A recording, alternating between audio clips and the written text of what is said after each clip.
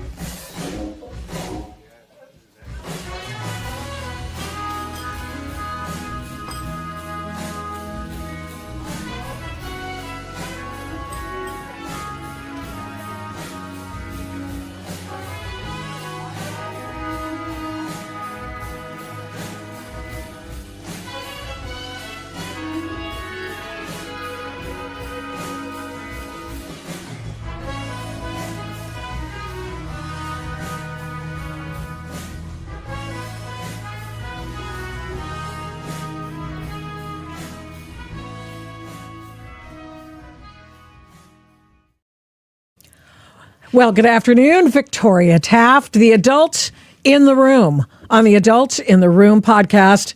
This just days after, of course, YouTube decided to throttle us. So because we showed you video of a crime against Trump supporters on the streets of downtown Portland or thereabouts, and as a result, we showed we said there might be a weapon involved, and in this case, it was a BB gun. But and so they decided that they were going to take us off live streaming for a few days. And so now I guess we're back. If you are watching this live stream, please make yourself known in the comment section by all means, because we're last week, 2 weeks ago, or two shows ago, swarmed. So thanks, guys. Whoever reported it, Antifa. I got to set up my photo or my frame a little bit better. Sorry about that. Okay, so great show today. We have lots to talk about. Obviously, there always is. Nick Shirley finds California election mess, and all he does is scratch the surface. There's a war on ice. It continues today, and the people who want to perpetrate that war still out, free and threatening. Karen's gone wild. Rubio's defense of the West, and rest in peace, Jesse Jackson. So lots to talk about. There's much to bring to you. But first, I want to make sure that my guest, who's Eric Lionheart, who's coming on in just a moment, gets to see some of the worst. I know he's seen, as a combat veteran and a person who's been there, done that, and gotten the T-shirt in Afghanistan, I want him to see what the local guys are putting up with. The police officers, ICE officers. I'm sure he's seen it. He's been back and, ensconced well into his new life. But, I think sometimes evil is evil, and you got to show it.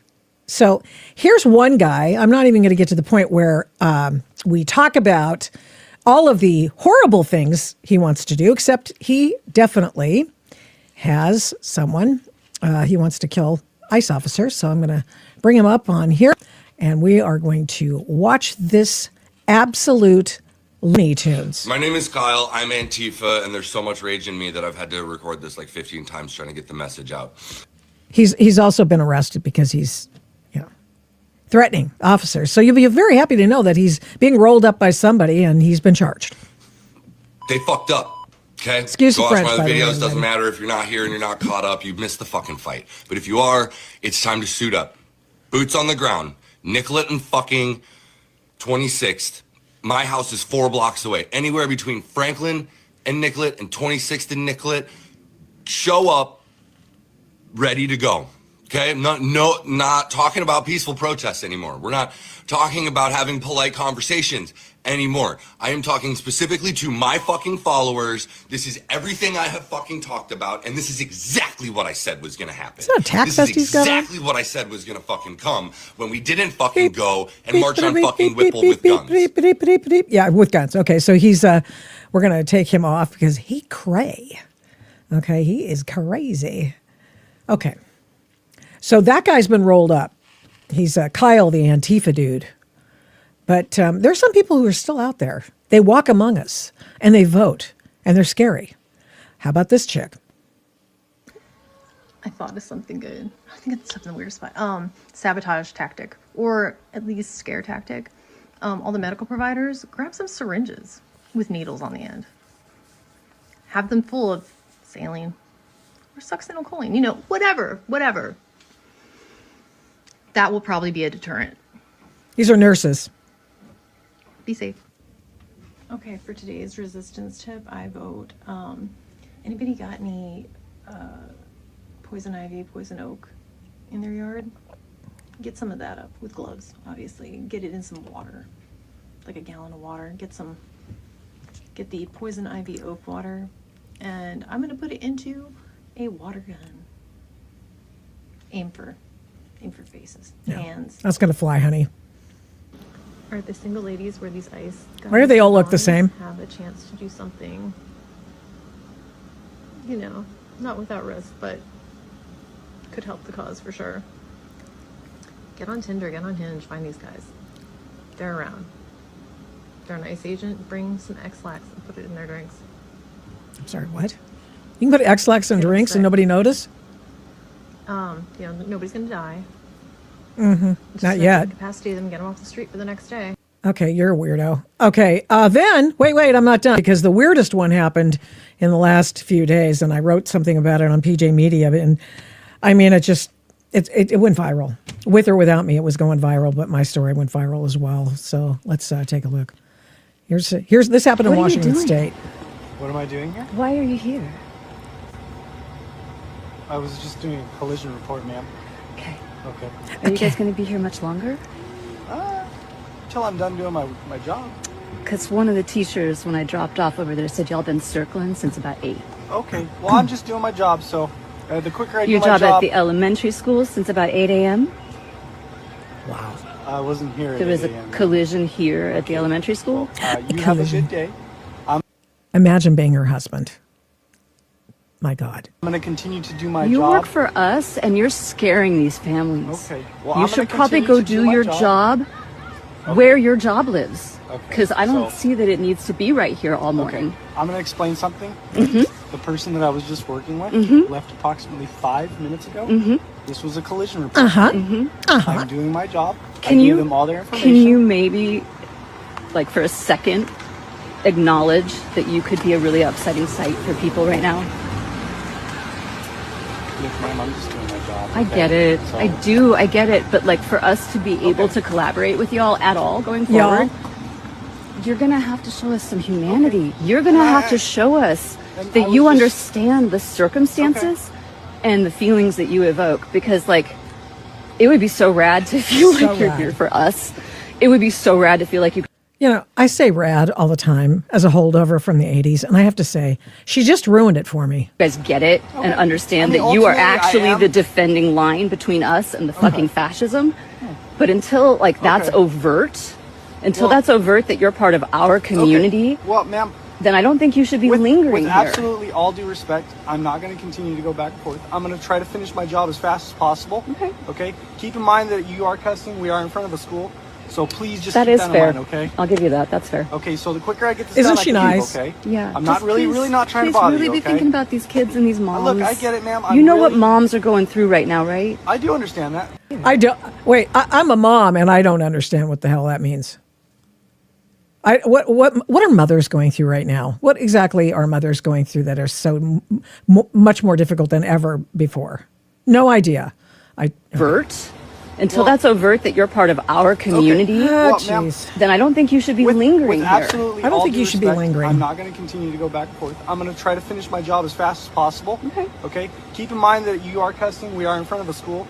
So please just That keep is that fair. in mind, okay? I'll give you that. That's fair. Okay, so the quicker I get this done, I can leave, okay? Yeah. I'm not Just really not trying to please bother really you, be okay? thinking about these kids and these moms. Look, I get it, ma'am. You know what moms are going through right now, right? I do understand that, but let me just please, I'll Better get this man out of than the I way am. and I'll be out of everyone's I hair, sure okay? would appreciate that. Yep, you have a good Thank you rest of so your day, okay? much. Okay, so that passive aggressive hag was in Thurston County, Washington, and I just was so offended by her actions. Here's a deputy sheriff in the parking lot of a school, an elementary school in Thurston County, writing reports because that's where they've been asked to be, to write reports, to have a presence of cops at the school so somebody doesn't come up and shoot them up. Except, and you know, that whoever that lady is, whatever, she'll be the first one at the school board meeting saying, I can't believe that you didn't stop the school shooter. Please. It is so offensive to me that this passive-aggressive hag deigns to, just speak to this guy this way. And that is what they're trying to do. They're trying to undermine, and everything else. People who wear a uniform which represents authority. Because they've just spent the past few months going to protests and protesting Kings, protesting Teslas. They've gone, and especially in Washington State, that's as dumb, a bunch of dummies as California and Oregon. And this is what they've done to try and stop the officers and agents of ICE and the Border Patrol, etc. Sometimes it's a bad look. You and I have talked about this before. We already know that. Sometimes it's really hard to see some guy getting jacked up by a cop who has just resisted arrest. It's hard to look at. Here's a tip, pro tip. Don't do that, and you won't get jacked up by the cop. Just a pro tip. Now, I wanted to talk to Eric Lionheart. He's a guy, and I've made him wait forever, so I appreciate him coming on today. Hello. And let me tell you a little bit about him. He's a guy who has seen combat. He's a person who has started his own organization to help men and women in uniform. And it could be anybody, any uniform. And he has some thoughts on this ICE operation that has just been, for the most part, put where it should be and in the jails of Minneapolis and Hennepin County. And he's seen it all. He's seen the goofy uniforms, the goofy outfits they like to wear, that and ostensibly to say how much they don't like ICE. Eric Lionheart, thank you. What a cool name. Thank you. Appreciate you having me here. Well, okay, so I've shown you, I told you, I said, okay, I'm going to show you these sound bites of these wackadoodle-doos. And I would like you to, in your capacity as a person who is the adult in the room on this issue, please explain to people what you take away from these ghouls. Well, I think it's a mental health issue. I've never seen anyone that tries to stop a police operation. I have a couple of friends that are Democrats and liberals, very little, but I have a few of them. And it was sad to hear that one of them said, well, cops are just murdering people, right? So I respect them because they're friends of mine. And I think it's what the environment they're just around that gives them this information. I think they honestly, and they're misinformed, obviously, but I think they think there's just a couple guys that threw on body armor, put on a badge and gun, and they started beating people or arresting them, and they truly are not informed. And it's the media that they get, and the way that, I mean, look at the mayor from Minneapolis, Fry, the way he was Loser. agonizing people and agitating people. And that's these weak-minded individuals listen to these so-called leaders. So then they think their community's under attack, or that these ICE agents are gone rogue. So they're trying to do what they think it's their duty to stop them, where they're completely misinformed. And then the consequences are severe, people are going to jail, severely injured, or death, like it happened in Minneapolis. So, you get these individuals like that lady stopping a cop at a school. If anything, she should be happy that there's a police officer, especially with, they just had a shooting in that hockey rink where that person just started opening fire. So I think police is, they're under attack. And I think that started way before President Trump took office. Sure. Oh, absolutely. It's been the war on police has been happening since 2015, 2016. And that is just the latest war on police and the defunding of police. And now in my beat's kind of the West Coast, and, they've lost so many, literally hundreds of cops. And they don't have anybody who wants to work for them anymore because they had so disrespected police officers and just forced them to get shots they didn't want if they wanted to work again. And then in addition to that, just said they didn't respect them. And so they wanted them out.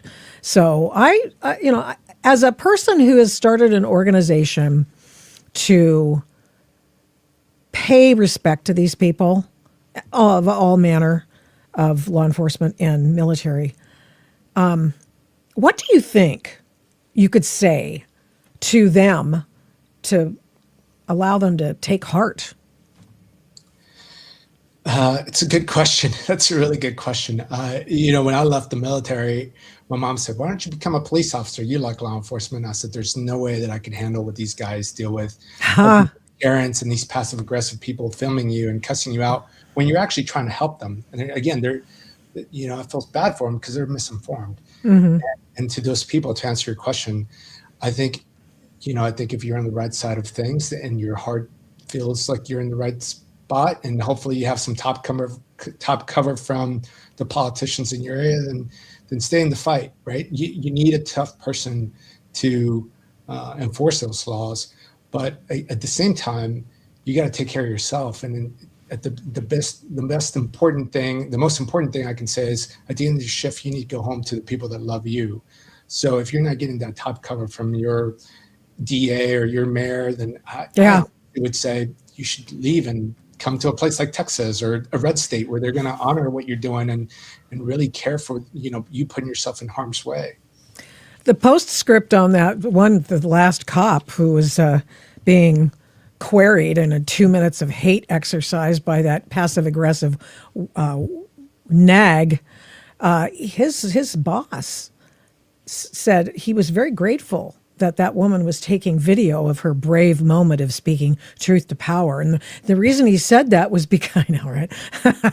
The reason he said that is because he was really glad he could see it so that he could give this officer, this deputy, a commendation, because he's just come online and just started riding solo in his car, his patrol vehicle, and he believes that he acted with patience and grace, the likes of which he hasn't seen, and people other than those who have 30 years experience. And he was going to give him an award for that. Well, maybe that's the good thing, right? He was brand new and he hasn't been jaded too bad yet. And you kill him with kindness, but at the same time, after months and years, I can understand why the reasonable person is they just had it. I mean, there's still a human outside of that uniform. And I think sometimes the media paints these officers as robots or dehumanizes them. Yeah. So then you have these Karens and these people that attack them because they see the badge as something evil. And forget that it's somebody's son and daughter, the parents that are going home to their kids and they're carrying that with them. And unfortunately, police officers are dealing with some of the worst humans day in and day out. And we should respect those people and we should thank them for what they do. It's a thankless job. Mm-hmm. It's just, it blows me away how many people that I would consider normal, everyday people are just going out of their way to impede police operations, and they should be arrested and they should be fined and thrown in jail for a year, right? Yeah. Maybe that'll teach them a lesson to say, okay, cops are doing their thing. I should stay away. I don't need to tell you what your military record is, but you did receive 2 Bronze Stars, one with for valor as well. And you've now started an organization called First There Foundation because you found yourself in a real funk. You didn't know if you were going to be able to make it back from the brink. Yeah, those little pesky demons of war, right? They you don't really plan for them, and you think you're going to be okay when you leave, and it's I've heard of depression and I've heard of survivor's guilt when I was younger, but when it hit me, and then you find yourself in that hole, and you don't really realize how you got there. All you know is that you're inside this ditch, and you're trying to crawl yourself out of there, and you just can't figure out why, and you can't control your mind, and First There started after a good friend of mine committed suicide, and another teammate of mine was about to do the same thing. And I just had it. And me, I was there, and luckily I had a good support system. I had faith in God, and just, I got myself out of it. But there's a lot of guys that I know, men and women, that are hurting. And we opened it up to all veterans and first responders, their families, because we put our families through a whole lot when we're in those type of jobs. So First There exists to help people. What do you do for them? Well, we do everything that a nonprofit does, but we've taken, I like to say we're a non-conventional nonprofit for unconventional people. Mm-hmm. And I have found that God truly does work in mysterious ways. And the biggest thing that we found is that helps is plant medicine, mainly ayahuasca and psilocybin. Good. I know some people that's helped a lot of people. Yeah, there's been some big names that have come out of it, right? Breaking that taboo of it and getting people educated, because it's not what we were sold in the past. It's truly a sacred medicine that's been around for centuries, and if done right, you take it and it just helps unload that tremendous pressure and weight and depression. And it has for me. I've done it, and I can tell you that it's taken my time away to just really heal and be whole. And drinking, especially, right? I think a lot of veterans struggle with that. Police officers, first responders, they find solace in the bottle because it's just something quick, and unfortunately that's the way that it's a slippery slope. So it's plant medicine has saved my life for sure. It's got me closer to God more than ever before. So I understand that some people have to do it multiple times. Have you done it multiple times, or did one time help you, or how does that work? Yeah, no, I've done it multiple times. I could tell you the first time I did it, I didn't know what happened, but I was scared because I grew up Catholic. So I thought, oh my God, I've sinned, and did I do a drug? And oh my God, why did I do this? But I can tell you that I found the most peace afterwards. I was like, man, how could this be bad if I just feel fine. I feel whole. And then I did it again. And it's just the more I kind of studied it and really learned about what it did and how it made me feel, and took away my depression and my survivor's guilt and just let me come to terms with it. Like I said, it just brought me closer to God. I had a friend that was at the brink of suicide, did it once, and he's like a kid again. He laughs and he has a good time, and he thanks me, right? And he's just like, I was in one of the worst points of my life, and because of this medicine, I'm better. And it's truly it's a natural thing. You don't get hungover. You can't die from it. It's just amazing the way it works. Do you set up the organization of getting these people? Where do they go? Mexico, or where are you? No, so we just had a partnership with Antifa Lodge out of Costa Rica. So we have found that when we take the participants to this retreat and having them pretty much unplug from their daily stress of the U.S. or where they're living, where they're going to a resort to just truly heal. And it's a beautiful place. It's near the ocean. It's in the jungle. There's a pool. You're taken care of. You're going there to heal, and there's a protocol. It's not like, other government agencies have sold it, and it's not like we're giving them, a drink of ayahuasca and people are just losing their minds running around the jungle. So it's very controlled, and it's very sacred ceremony. And they're there for 4 to 5 days, and they come back and they're just completely, The best way I can explain is, remember when you were a little kid and something happened, you cried yourself to sleep, where you even had to those heavy sighs of relief, and you wake up in the morning, you're just like, oh man, I feel pretty good because you just released all that that weight. That's how this thing works, and it just I wish I could tell you a little bit more of how, but it's different for every person. That's why they call it a journey, because every person's a little bit different. And yeah, it just finds a way to find that stuff that you've been holding on to, and it helps you let go. Helps you let go. So how long did it take for you to let go? Because you had a lot of disappointment and such. Yeah. Well, after the first time that I did it, like I said, I was just a little freaked out, right? Because I didn't know. I had never heard of ayahuasca before. I thought it was, something terrible. And the second time, it just like my body was like, you have to do this again. You have to feel better. And the second time, it's the most beautiful and the scariest experience I've ever felt in my life. And it was just, I mean, you can open your eyes, you know exactly where you're at. I didn't see dragons or anything crazy.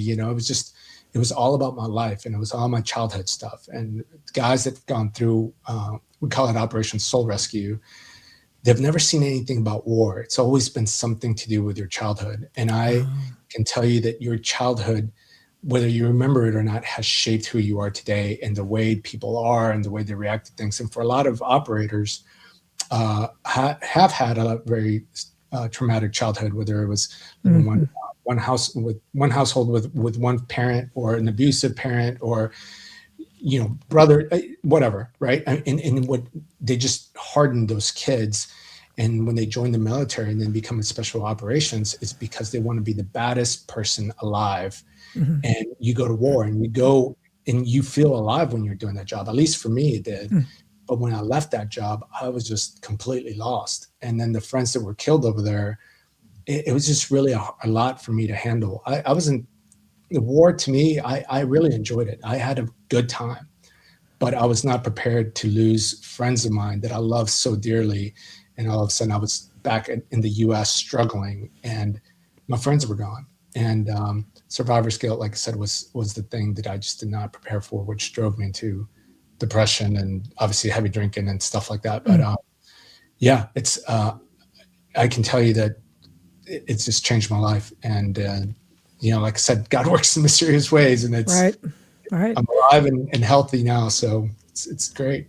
I watch a lot of the Sean Ryan podcast. I enjoy his programs a lot, and imagine you've seen them. And one of the things he said, that when he's talking to these guys offline, he finds out that they have been sexually abused as children. A lot of these guys, especially special operators. Has that been your experience?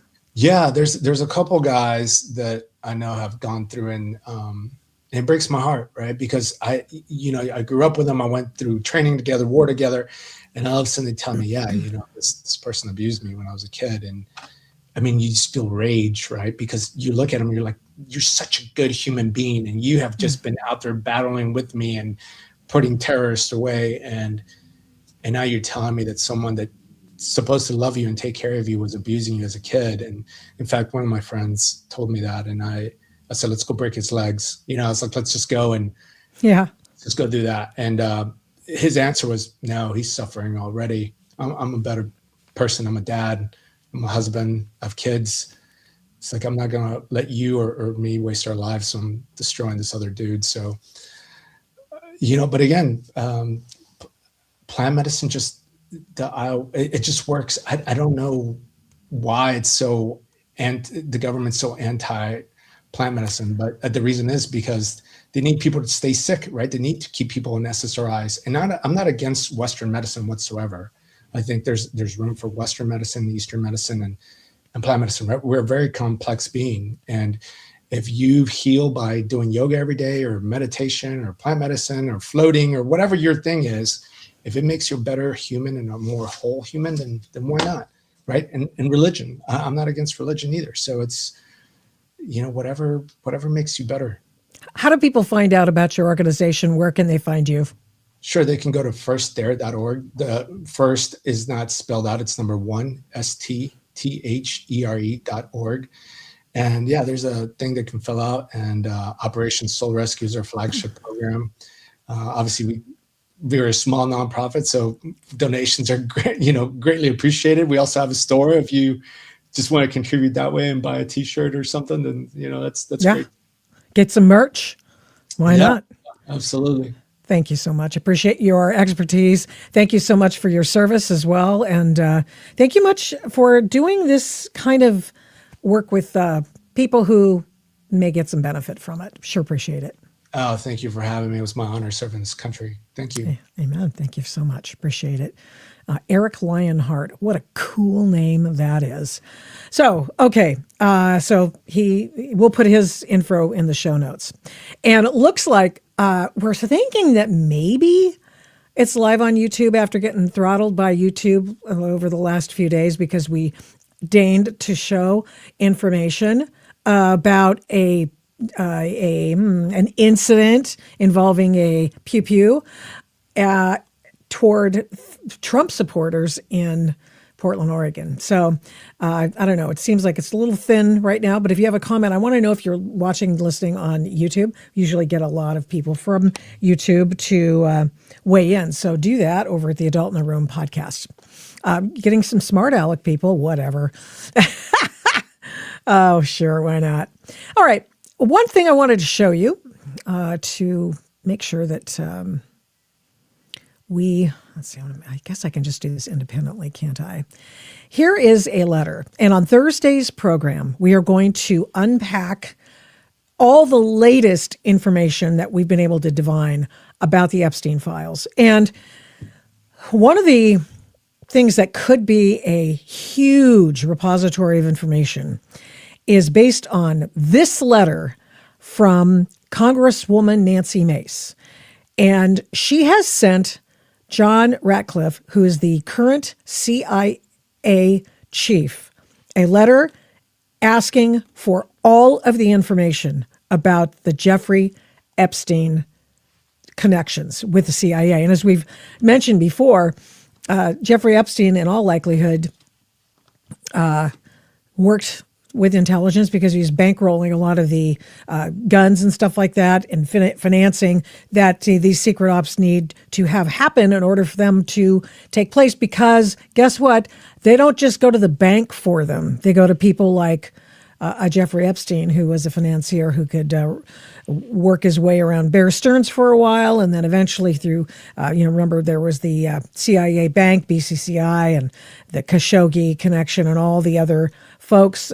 Mike Benz talks a lot about this, just nothing but respect for him putting together the pieces. I tend to think he's right. And so I think this is going to be really an eye-opener on Thursday's edition of the Adult in the Room podcast. And we just may get some answers. So guess who went to California? Nick Shirley went to California.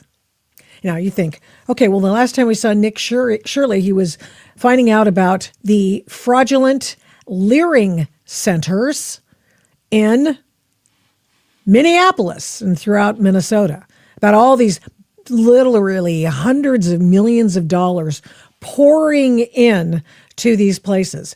And they were pouring into the places, but they weren't really pouring out into the communities that they were supposedly helping, whether they be kids with autism or whether they were hungry people or people who needed the daycares and all sorts of things. It was just going into a black hole. And so that's what happened. But now he's gone in California. So we know because we've spoken to Linda Paine, who's with the Election Integrity Project of California. And we're going to talk to her in a couple of minutes about Nick's trip to Orange and San Diego counties, which are supposedly the repositories of any remaining folks who are in the least bit conservative mindset whatsoever. But lots of trouble there. And so I'm just going to show you how he found this situation in those areas. Here he is, Nick Shirley's videos about trouble. Big trouble. We're just looking for these individuals as they're registered to vote here. John Thomas and Philip Thomas. Is Gloria here by chance? Because she's 100 years old and she voted last election from here. Can you see my? I said I want. I just want to make sure you're not 126 years old. No, I'm not. And do you think it's possible like illegal migrants could be voting? Do you know where the ballots might have gone? Like for 108 people, that were registered here? When it comes to fraud, most people think about money. However, there's another potential massive fraud story taking place in America, one tied to the most consequential system in our country, which is our voting system. This has to do with everything about who runs the country and how elections are actually controlled. And if we don't have voter integrity, what even are we? And there's one state that is the breeding ground for potential voting fraud, and that is California, where it can take up to 1 month to count all of the votes, no voter ID, and millions of ballots are cast by mail. And with voter rolls that are extremely vulnerable to errors, such as over 200 people who are over the age of 125 years old registered to vote in certain areas. And now to see how easy it is to vote, I headed to the location to register to vote inside the state of California. Now this is the register of voters right here. And I want to ask them, why don't you need voter ID to vote here inside of California? I was curious, how come in California you don't need voter ID to vote? Because when you sign your affidavit, you're swearing that you're telling us the truth, and we compare the signature that you put on your application to the Battery 65%. Do you think it leaves any room for error with voter ID, or? Yeah, I'm just like curious because I want to make sure that like our elections are as fair and honest as possible, and I feel like voter ID is just something super simple to have. Do you think it's possible like illegal migrants could be voting? Not really. How? I mean, what's showing their ID? Yeah, if they don't have their ID and they could just sign on behalf of Richard Sherman, Richard Sherman. then they could technically vote, right?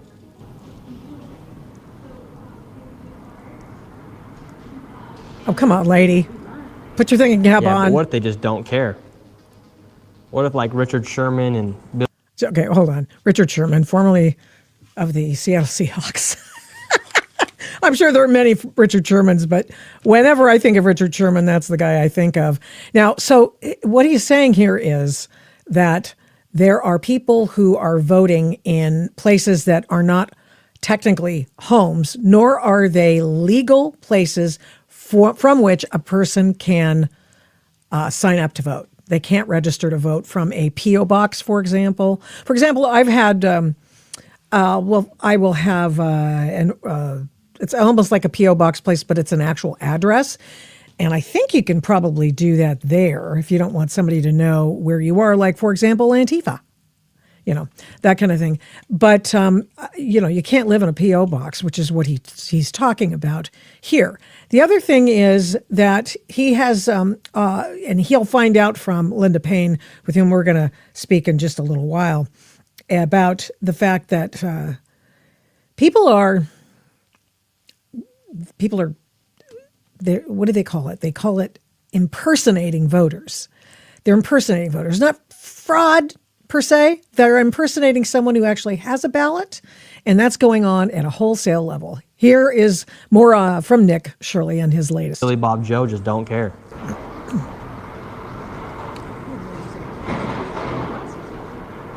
But so you don't think illegals would ever vote, would you? I don't think so. No. Wow. So instead of showing your ID, you sign your signature and then it is scanned to verify it is you. So technically speaking, anyone could show up saying they are someone, and if the signature is similar, that vote will then count. Some places don't even check signatures. And the chain of custody is completely and utterly broken in the state of California, as it is all along the West Coast. Here's why. Because what they start doing is they start counting the ballots early. They don't know, for example, if you're still living where you said you lived when you registered to vote. A lot of people have moved. I still get ballots from states I don't live in. And I do it on purpose just because I haven't stopped them, just because I want to know how stupid their procedures are. Okay? So that is happening. I could vote in any number of elections, but you know what? Of course, it would be me, and I'd get arrested for it. That's probably what would happen there.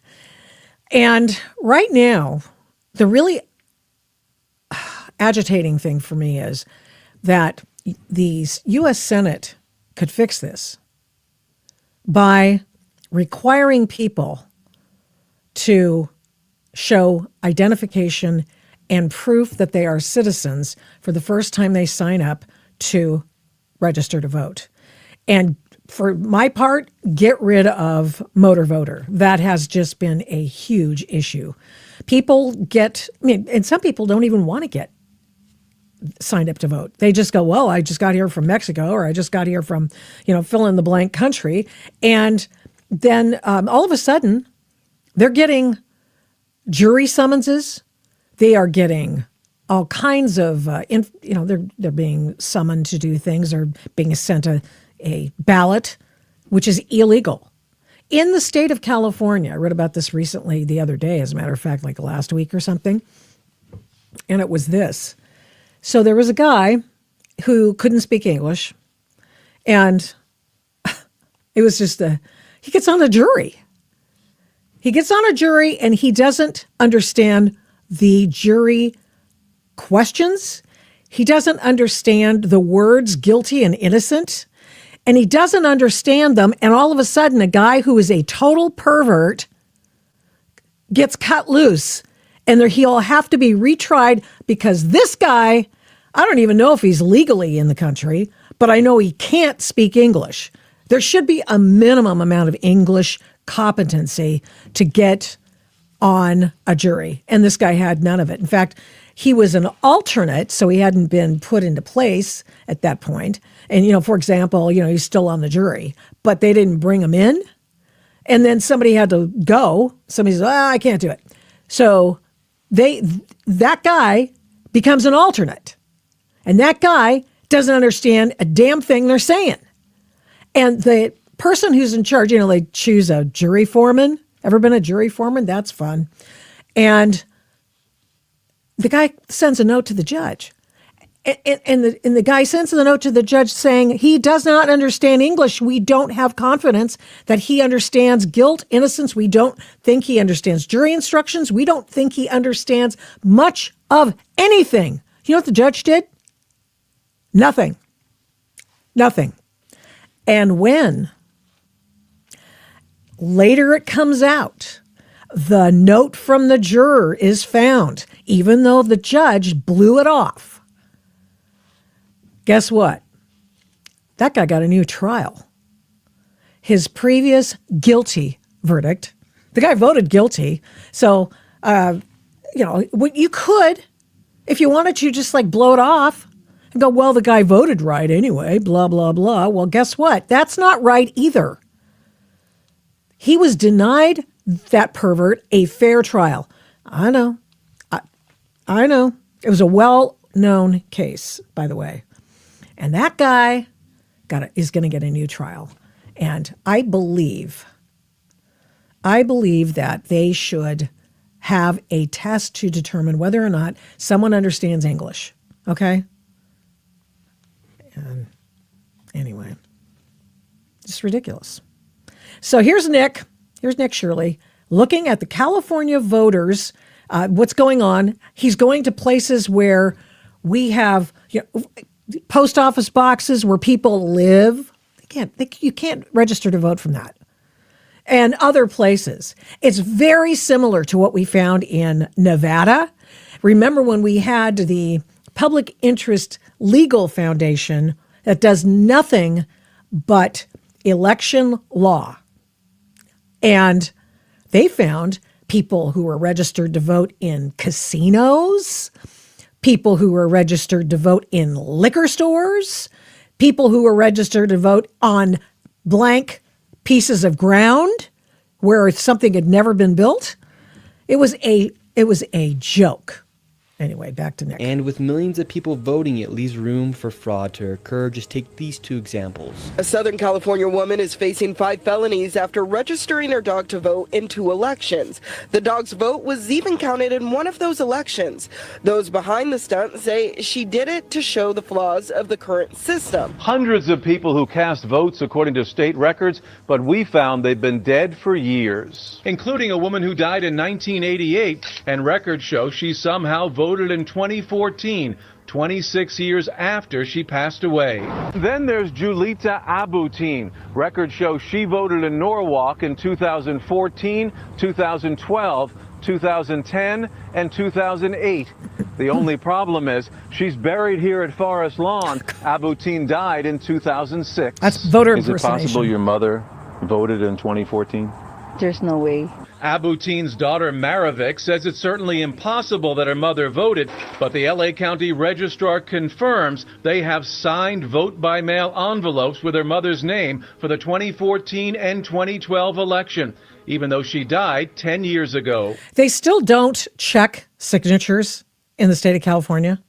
They say they do, but they really don't. So there are a variety of ways that a person can get a ballot and vote the ballot. I mean, obviously, there's the idea that you can pick up someone else's ballot and then, or, for example, you're in a retirement home and the staff help you vote.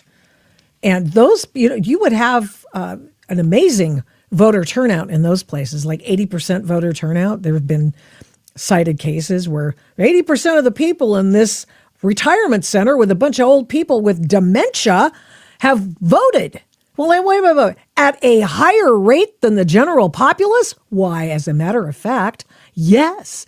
And that is SEIU, going right to bat and filling out the ballots for people. And if they can't do it themselves, there are some places where you can do that. You can fill it out for them as long as they sign it. Now, I know that the lefties that are weighing in and telling me how ugly I am, and the J6 updates, and the poly market has the Democrats winning. Let's look at that one. 83% chance to win the House this year. It was 63 not long ago. The odds of Democrats winning the Senate have also increased from 24% to 41% in recent months. Well, poly market is a betting line, and good for them. And they provide a service, and they're we have a little while to go, right, before the midterm elections. Let's see what happens. I know that there are a lot of people out there who just didn't like what ICE was doing or Border Patrol, and didn't like somebody getting jacked up. Well, that was the whole idea behind forcing the clash on the streets. That's why the left had all their people come to Minneapolis to bird dog the ICE officers, to get into conflicts with them, to make sure everyone had video of said conflicts.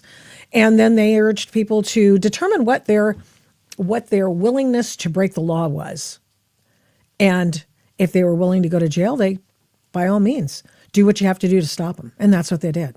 So bad look, just another psyop, if you ask me, on the part of the left versus the American people. And I get it. I do. I get it. I think that's been very unpopular. I think it's been very popular to send people away back to their home countries to break their own laws. But here you go. Nick Shirley continues. So it's not some crazy conspiracy theory to think that people are illegally voting inside the state of California. And with the state receiving millions of illegal migrants, the opportunities for fraud now are even higher as millions of undocumented people are living inside of the state. Now let's go meet up with a man by the name of Urson, who has dedicated years of his life digging through voter rolls, finding fraud and inconsistencies throughout the state. So how bad is the voter fraud here in California? Well, we actually don't know because law enforcement isn't really investigating it, and we don't have people qualified to actually figure that out. And what kind of fraud is taking place? Well, we have voter rolls of about 22 to 23 million people in California. And we have, just in Orange County per se, there's 60 to 70,000 changes a month that happens. So the amount of time and effort to go and follow up with every one of those, we just don't have the resources to do that. Well, and they don't have the resources to do it, but the feds want to look at their voter rolls. And so they don't want the voter rolls to be seen because they will match up votes and voters. And there have been more votes than voters. Yeah, I think I'm saying that right. In the last couple of elections. And that happened because the state of California sent ballots, unrequested ballots, to every allegedly active voter in the last election in COVID years on. And so that's why you ended up with ballots, multiple ballots at apartment complexes. And there were multiple ballots for one particular apartment. And there'd be 20 ballots in there. That's because that's what happened. Because there had been, maybe over a period of years, 20 people who had been active voters. But they didn't update their voter rolls. So therefore, there were people getting ballots. And there were people, literally, we know, on some occasions, people stealing the doggone ballots. And of course, you can collect ballots all you want in the state of California. They'll let you do that, and they will let you take those ballots into the county registrar of voters or what have you, wherever the elections office is. So this is a problem. There is no chain of custody. There's no legitimate legal chain of custody. It may be something that they just tolerate, but this ain't good. This just ain't good.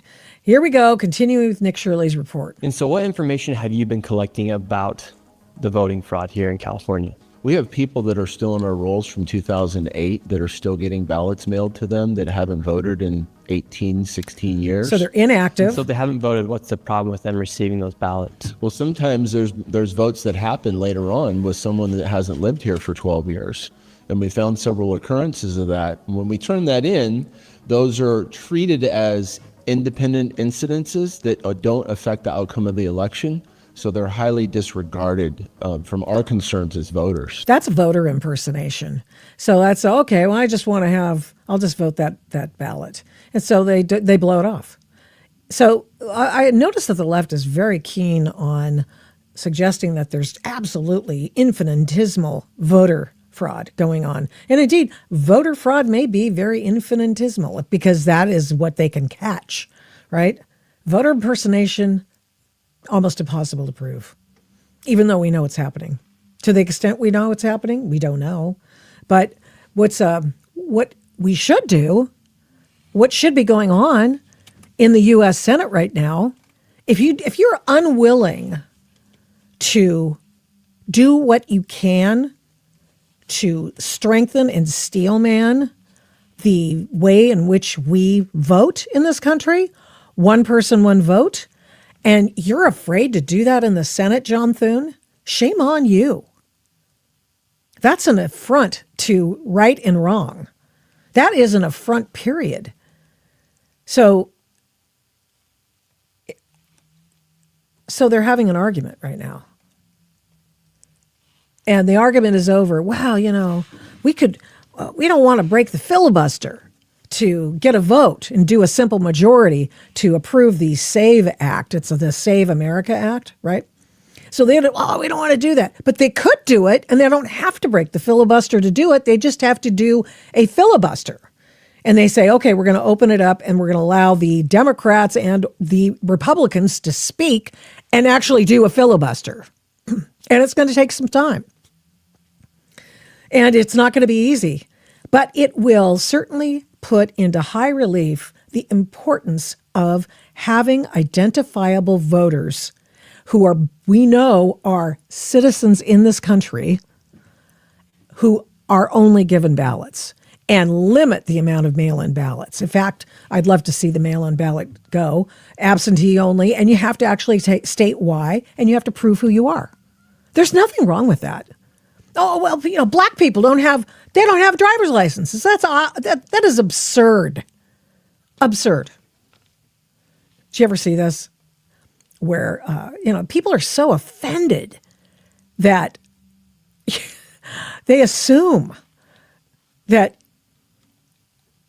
the SAVE Act is, a poll tax or something. It's just ridiculous. Watch this lady. Here, I'm going to take this Nick Shirley thing. Hold on there, Nick Shirley. Here's this lady. The same thing that was done in the South for decades to prevent people of color from voting. See, this is where my righteous anger pop up because I know what he's saying is a lie. I live in the South. I've been living in the South my whole life on the Gulf Coast. I go to vote every single time there's an election. And guess what? I show my ID. I write my signature. They check to make sure who I am. I go vote. No problems. Nobody asking me any questions. Nobody making me count the jelly beans in the jar. And quit lumping us in the people of color category. We're Black Americans. And we are citizens, and nobody is taking away our right to vote. What they are doing is they're using Black people, going back in the past, provoking emotional manipulation, because they know if they say Jim Crow or slavery, Black people are going to be like, oh my God, he's right. They're coming against us. This has nothing to do with you, Black people. Wake up. People of color he talking about is illegal migrants. They don't have IDs. That's their new voting base. Well, I think they do have IDs. You know, they call them undocumented aliens, but the people who come over the border illegally are some of the most documented people in the world, because what they do is they assume someone else's identity and steal other people's identity. And so they have, and by the way, they go to Oregon, Washington, California, and then they get driver's licenses. And then they go to where they really want to end up, which is another state, and then they trade that Oregon, Washington, or California driver's license in for, whatever, Georgia or wherever they want to end up to work. And that's how that works. They have some of the most ID. They used to sell identifications, fake ID, for illegal aliens in Portland at the Sukasa parking lot in Portland, because that's where the guy hung out and get you a fake ID. Anyway, continuing here. Letting these people use you. I've been having an ID since I was 15 years old. I'm 50 years old. Every Black person I know has an ID. You need an ID to drive. You need an ID to go into a club. You need an ID to fly on a plane. You need an ID to go into another country. You need an ID to buy liquor. You need an ID to buy cigarettes. I don't know any Black person without an ID. Even the poorest of the poor Black people have an ID. JJ down the street that dig in the trash can that I pass by, and he always bothering me about a little bit of money. And when I feeling a little giving, I give him $5. Guess what he do? He go straight into the liquor store and go buy him some liquor. But before he do, he present his ID. So even the homeless man got an ID. Black people, y'all can keep letting these liberals play in y'all face, but Malcolm X warned y'all about these people. They're using you. This is about getting illegal migrants to vote. They don't have an ID. That's true. So they don't want any questions whenever they walk in there. They are the Democratic Party new voting base. They are the new slave. Yeah, that's pretty much it. I mean, she speaks the truth. Jordan writes in, and we all know there's a huge voter fraud and mishandled voting. I truly believe that mail-in voting is the biggest problem with the illegal votes. I totally agree. I think it's the one area where it is the easiest to break the chain of custody of votes and to impersonate another voter. Let's see here. Eric writes in, the homeless people I pass every day of the year have an identification. Well, there you go. That lady, she wasn't wrong, right? Of course they do. You know why they have to do it? They got to get their check. Where do you think they have to? They have to go somewhere to get their mail. They have to be able to provide an identification. And if they don't have an identification, guess what? They get a free one from the taxpayers. That's what happens, so that they can get their Social Security check or whatever check that they want. That's true. So that lady speaks the truth. Another woman who speaks the truth, Linda Paine of the Election Integrity Project of California. And, excuse me, Linda Paine, welcome. Hey, how are you? I'm fine. Thank you so much for coming on again. I appreciate it. We just talked with each other last night, and I wanted to make sure that we could talk about what Shirley had said about voting and what the problems are. Let's take a look at some of the other portions of the Nick Shirley video that he did in California to sort of set the scene for the listeners. Let me just make sure I get this thing. I can turn this thing on. And what information do we have right here? Well, we've got several different pieces that we're looking at today. Excuse me. One thing that's just a simple anomaly for people to understand is there's people that show to be 125 years old in our voter rolls. And that's a simple data flaw. But the issue is it keeps happening over and over again to the tune of hundreds and hundreds and hundreds in every county. That's a large size like where we're at today. Another one is we have a lot of voters that are at central locations, 10, 12, 15 people at a place where what is this business? What is it doing? These people are still going to continue to get ballots. Another one is like a lot of these. Did you catch what he said? California woman is facing those people are going to continue to get ballots. Sure. They're not attached to a voter particularly, but they will be able to get ballots. Let's stop there, Linda Paine, and find out what you thought of this video. Did you know it was coming? And the allegations made by this gentleman to Nick Shirley are certainly troubling. And I imagine you know exactly what he's talking about. Yep. Well, we've been documenting this for years, all the way back in 2012. Actually, 2011 is the first time we started looking at voter roll data in California. In 2012, we observed the election process in 20 out of 48 counties. And by the time we finished, we were 43 counties. Bottom line, he's exactly right. And I'm very excited about what he's looking at because, you know, the propaganda that Californians are so stupid they voted to destroy themselves has been so steadfastly pushed that the rest of the country has ignored Election Integrity Project California when we have brought forward exact evidence like what Nick Shirley's talking about. They just couldn't get beyond the fact that maybe, just maybe, Californians were working hard to restore integrity and get good laws and elect good members to Congress or the county level, state level. So I'm excited about what Nick is doing because of his great work in Minnesota, people are listening. And I'm so to death that he came to California, and hopefully now they'll really perk up and listen and maybe go to our website, eip-ca.com. We have a library of documented evidence for 15 years. This is our 16th year, and it's all there. The evidence they say doesn't exist. We have made it public on our website. It's just been ignored till now. Yeah, they do. They do talk about the fact that nothing's provable of voter fraud in the state of California. How does it occur? Well, you know, we began our effort not so much looking for fraud, because fraud is a very tough thing to prove. You have to prove intent. We started at looking at the system that we, the people, use to choose our representatives. Because as Benjamin Franklin said, you know, when asked, what have you given us, a monarchy or a republic? And he said, a republic if you can keep it. And we haven't been keeping it. We've been trusting those in positions of power and authority to keep it for us.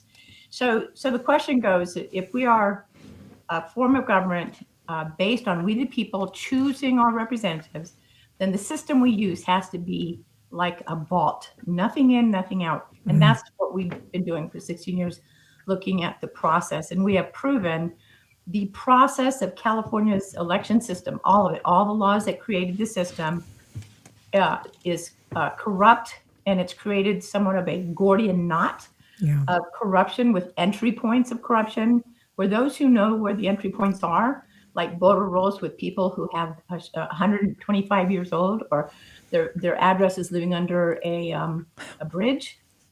Those are the entry points. And those who know how to manipulate the system take those names, they attach a vote by mail voter to that name, they send it to a warehouse or a home or wherever where they mark it, and then they harvest it and turn it in. And that's the Gordian knot. You got to get rid of all of it. Yeah.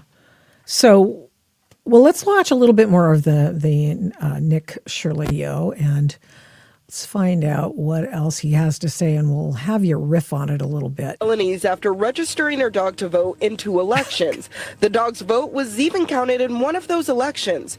Those behind the stunt say she did it to show the flaws of the current system. Hundreds of people who cast votes according to state records, but we found they've been dead for years, including a woman who died in 1988, and records show she somehow voted in 2014. 26 years after she passed away. Then there's Julita Abutin. Records show she voted in Norwalk in 2014, 2012, 2010, and 2008. The only problem is she's buried here at Forest Lawn. Abutin died in 2006. Okay, so that keeping up the voter rolls is something that's essential, right? It is, and it actually is a bit of a challenge because two federal laws have created inadvertently some loopholes. The HAVA, Help America Vote Act, is not clear enough on some issues, and the National Voter Registration Act, Section 7, is one of the biggest issues, and that is where trying to do good, requiring everyone who's in need goes to a government agency for help. They must be given a voter registration application, and so in that application, it simply asks the question: Are you a U.S. citizen? But there's no proof that you are. So that has opened the floodgates to massive numbers of people who are not eligible to vote. They're not citizens, and other issues. So until National Voter Registration Act and HAVA are updated to address those issues, those are the entry points. It's very difficult for the states to actually maintain accurate voter rolls. So some states really work at trying. California does not. Oh no! Well, California, Washington, and Oregon are all saying to Harmeet Dillon, the head of the Civil Rights Division of the DOJ, that, oh no, we're not going to give you our rolls. We're not going to let you check them out. I think Oregon got sued into it, but the other two states, I think, are just being fairly recalcitrant about it. So I just kind of wonder, we have this opportunity now to get the Save America Act. This is front and center. And what the hell is going on with the fact that they just don't do it? John Thune's not doing it. Well, we know we're putting out an article tomorrow, and many organizations are as well, really trying to pull citizens across the nation together to put pressure on the Senate and Senator Thune. But this is a really silly thing to allow this. What are they calling it? The zombie filibuster. I mean, that's ridiculous. So it looks to me, I've heard some news today, it looks like they are going to look at changing that and making people come in and stand the line. But until they do it, we need to keep putting pressure on them to do it. This is not a fringe issue. The need for proof of citizenship, proof of photo voter ID, and remove the non-citizens from the voter rolls. That every state can do, even with the issues in HAVA and NVRA. The secretaries of state can look at their voter rolls and determine if they're citizens or not. They can remove them. Even if we can't look at it, they can. The folks, one of our liberal friends put up the poly market odds that Democrats are going to regain the House as well as the Senate. If you had to bleed, fight, and die for one issue as a Republican, this would be it. Yeah. Maintaining, even if you're going to lose, I can't imagine somebody losing over it, but whatever. Even if you're going to lose the election, at least if you're requiring people to show that they are a citizen, you'll get a clean election. You'll get a cleaner one than one we have now. Well, it'll certainly improve the trust in our elections. I mean, at this point, there's really nobody who truly believes that there aren't issues in every state's election process. Mm-hmm. And the polling surely indicates even Democrats, 71%, have no problem with voter ID. I believe it's an 83% nationwide. So Democrats, Republicans alike, it shouldn't matter what party you are. We should all, and I think we all do, we the people, the citizens, regardless, we want to know that, okay, if my candidate lost, but it was fair, it was honest, it was transparent, I may not be happy with it, but okay, I can accept it. But right now, it's really hard to accept the outcome of elections when there's so many entry points of corruption that can flip seats. And we watched it happen in California.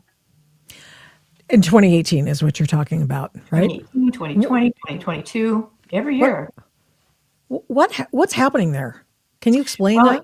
It's because of the multiple entry points, the bad laws, the manipulation of the voter rolls. We did some research of the 2022 certified election that Secretary of State Weber sent to Congress in 2022. Well, in 2024, our data analyst group said, hey, we'd like to take a look at that exact snapshot of the data that Weber sent to Congress. And so we ordered it, and 4 months later, we got it. And my team went to work and began to analyze what was in the voter rolls. And amazingly, we found over 43,000 extra votes added to the data that was sent in 2022. We filed a writ of mandate trying to prevent them from doing that in 2024, but we can't get any answers for them. So we're asking Department of Justice to get those answers. And, and journalists look at it. It's on our website. We have a box in there that have the 2020 letter we sent regarding that data and the 2022 research. And it's right there, live links to the reports that we gave and put out. But every state in the union should be asking the question, how did California get away with adding 43,000 extra ballots? And most of them came from LA County.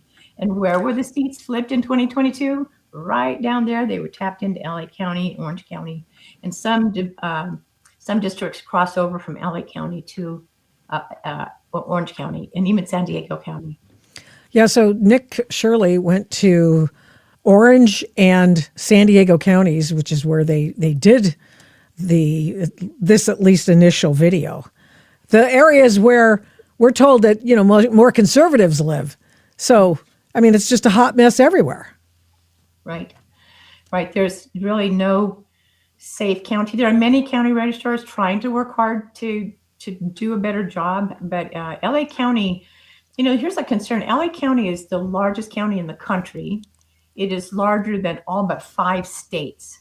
So when LA County can manipulate the elections in LA County, they are the tail wagging the dog for all federal elections.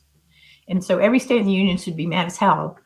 Not only California, but LA County, who you'll see in our research of that 2022 data, we have a live link to a report called Method of Voting, where we show what method did the person cast their ballot? Vote by mail, vote center, same-day registration and voting. And if you scroll down on that report to LA County, the number is thousands of those who cast 2 vote by mails or a vote by mail on the same day. So the vote center law that was passed in California was supposed to prevent duplicate voting and multiple voting by using the vote centers. And yet you look at the LA County report, and you wonder how were so many duplicates and triplicates cast in LA County in 2022? And we'd like to know, were those duplicates, did those take place after Weber sent the certified data to the secretary, to Congress? And so did they pack them in earlier? I mean, we have no answers, but we have a lot of questions. And I think we need the Department of Justice to bring Dean Logan, registrar voter with LA County, Weber, Secretary of State, California. They need to get in front of them and testify how they let that happen. And when did those extra 43,000 ballots get counted? Was it because we have multiple days and even a couple weeks of when vote by mails can be cast after election day? So how did those seats get flipped? And we think it's right there in that method of voting. You can see it right there. So I remember talking to you years ago about the fact that people in LA County, that's where 40% of the fraud existed, that lived there. And what they would do when there was precincts, there were the lists of people who hadn't voted yet, and people would telegraph to those people in LA County, and people in LA County, probably working for a union or something, would go find out who those people were, and then they'd sign in LA County and be able to cast a provisional vote. Well, back in the day when we actually had just precinct voting, we had to go and there was a law in California that protected in-person voters from being impersonated. And in 2012, we had teams across 20 counties, from Shasta County down to San Diego. So we had a great smattering of all the counties. And we noticed our observers were out documenting what was happening. We were getting calls first thing in the morning that people were at these polling locations. They took down what's called the street index. It indicates who was allowed to vote there. And they were writing down the names of the voter and their address. And they needed that because later on in the day, when long lines of people were lined up to vote, holding in their hand a piece of paper, a 3x5 card, all they did is go to the first clerk and simply read the name of the voter. That clerk, instead of following the law that would have protected that voter by saying, you got to state that name out loud, they weren't being required to say, my name is John Doe. I said, my name is John Doe. That clerk would go, wait, So nothing, they didn't require it. So they took the name, checked it off, handed the piece of paper to the next clerk, who was supposed to require that person to state their address out loud, because if they didn't know the address, they wouldn't be able to do it. But they didn't implement that law. And so they simply looked for the address. And so this person, without saying a word, went down the line to the third clerk, who simply let them sign the book. And that signature is never compared to the voter's actual voter registration affidavit. So that person voted for the voter whose name was on that piece of paper.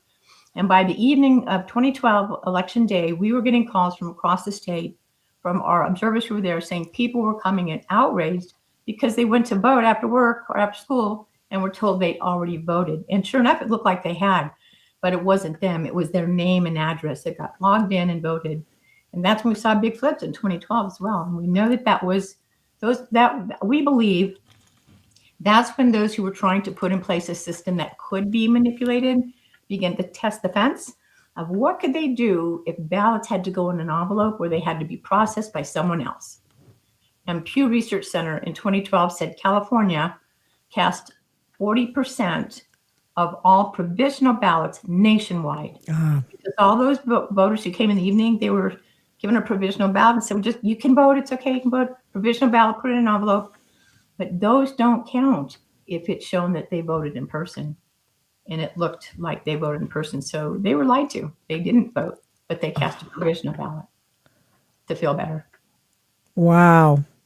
Wow. That's when it began here in California. And that's what we've been documenting since 2012, the process. So fraud, you catch a few little fish. If you can identify process, that the process is being developed to be rigged through these entry points, now you've caught the system. And President Trump is right. We're going to lose our country. We need the SAVE Act to be passed. And what's just been dropped last week or week before was the MEGA Act, the Make Elections Great Again Act. And that can't be passed until 27, excuse me. But that MEGA Act captures all of the elements, all but two of the elements in our proposal to Congress, asking them to correct the whole thing. And so, but correct what whole thing? I mean, what are we looking at? The proof of citizen. The whole system. So in our proposal, we lay out all the evidence we have from all these years, showing how each of the elements of the voting system, from the voter rolls to where you vote, to do you have to show ID, to how many people can get a vote by mail, all those things, all those elements, we carefully laid out in our proposal. And we linked every point we made with our reports and with letters we sent to Department of Justice and our civil rights hearing, so that we could prove to them that we're not just suggesting these 17 issues are real. We've proven that these 17 issues are where the entry points of corruption exist. And unless Congress provides federal comprehensive election integrity legislation, those entry points can still be entered. So the SAVE Act is a good step. It's going to help us with 2016. It has to be passed. It at least will ensure that only citizens vote. But those manipulating all those ballots that are out there, people who live under the bridges, it's not going to protect against that. But it's going to do a lot.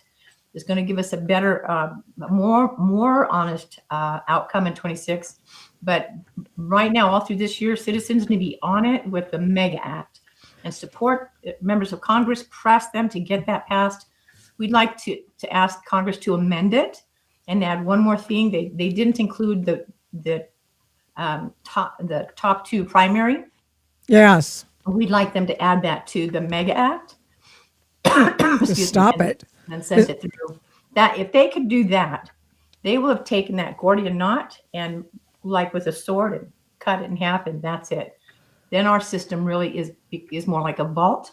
Right now, the election system in California and the country is like a sieve. Yeah.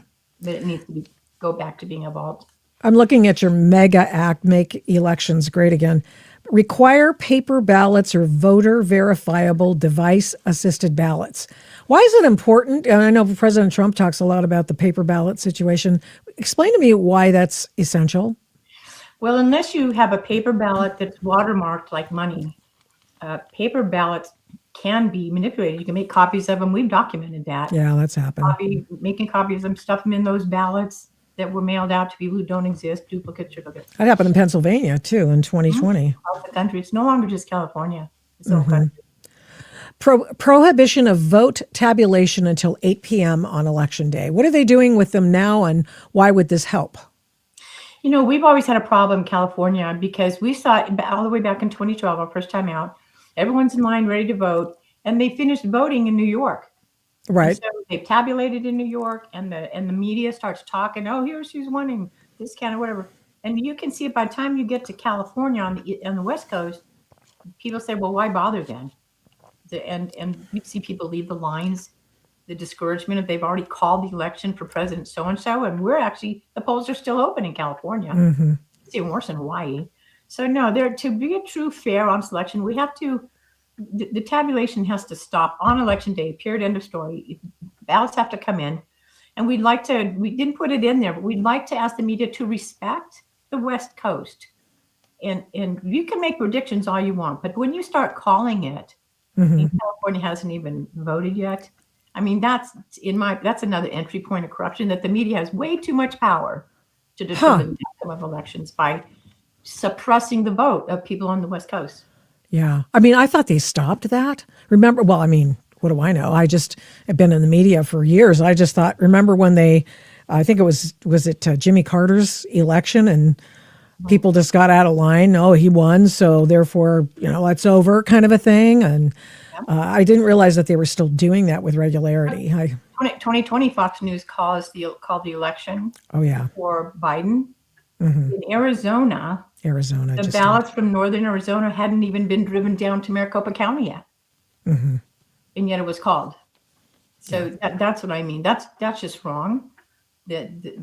All of the ballots need to be counted across the United States before they can call it.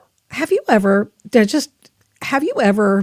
figured out why there was an action wherein 5 states stopped counting at the same time?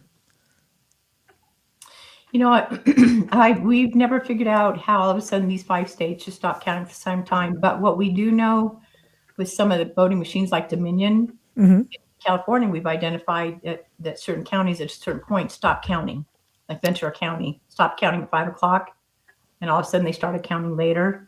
And we have some evidence that it looks like there was some manipulation with the Dominion machine. Really? Hey, you're not a crackpot either. You're like a normal lady who's been doing this for years. Right. I mean, I remember in 2004, it's those other machines, and the left was all freaked out about them. And then now the Dominion, whatever. And anyway, keep talking. I just want to hear it. Yeah, no, it's true. That's why really it needs to go back to single day voting. And if they feel like there needs to be more, our recommendations, okay, go with 4 days, Saturday, Sunday, Monday, Tuesday, because if you're working or you're taking care of like my mom was aging at one point, she ended up being very sick. We had to get her to a hospital on election day, and I didn't get to vote that day because I had to take care of my mom. So maybe we go 4 days, but do we need more than a Saturday, Sunday, Monday, Tuesday? No. So you have election day on a Tuesday, you have the day before where you go to work, drop it off, whatever, if you want to, or go in and vote, not dropping it off. We really think go in and vote the day early in person, show your photo ID. Or if you're working huge hours and you can actually go in and vote on a Saturday, Sunday, then do it then. But something that's not like the vote centers in California, they're open like for 2 weeks.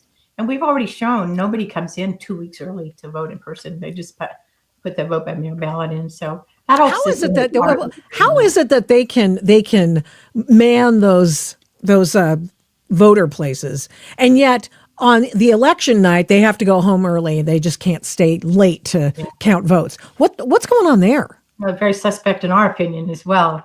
Or how about Orange County 2024? They said, oh, there's a bomb scare. All the observers got to go. But amazingly, the workers didn't have to go. It's exactly what you're talking about. Why get rid of the observers? Because it's too dangerous, but the workers can stay and keep working.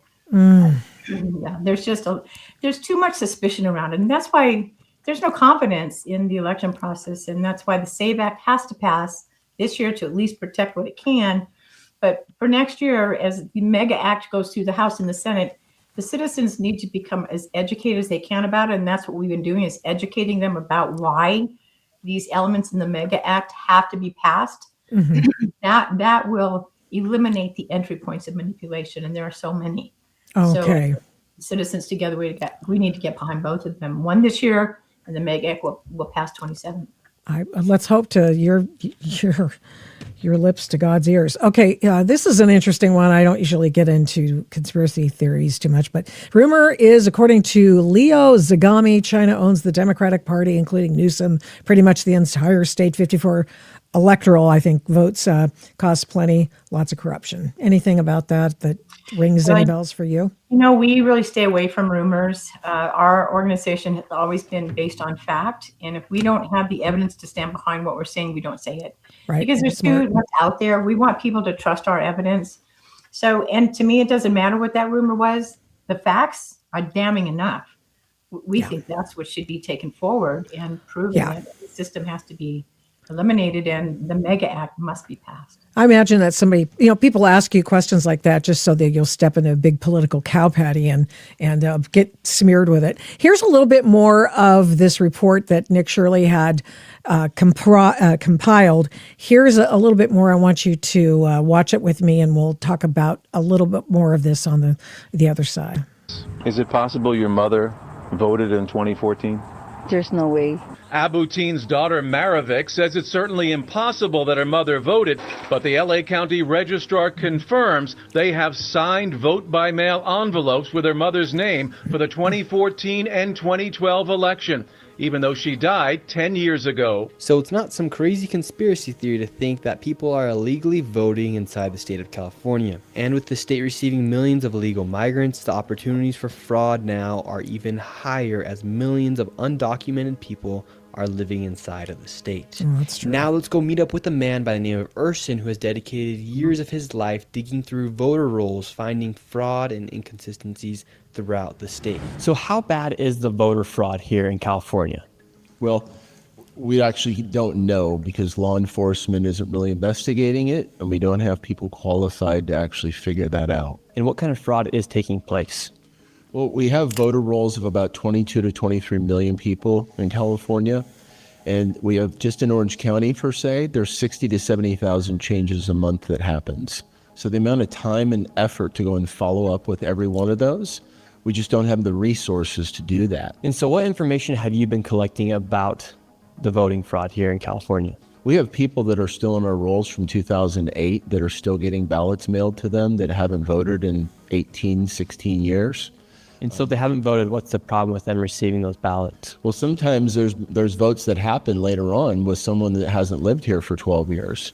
And we found several occurrences of that. When we turn that in, those are treated as independent incidences that don't affect the outcome of the election. So they're highly disregarded from our concerns as voters. And what information do we have right here? Well, we got several different pieces that we're looking at today. One thing that's just a simple anomaly for people to understand is there's people that show to be 125 years old in our voter rolls.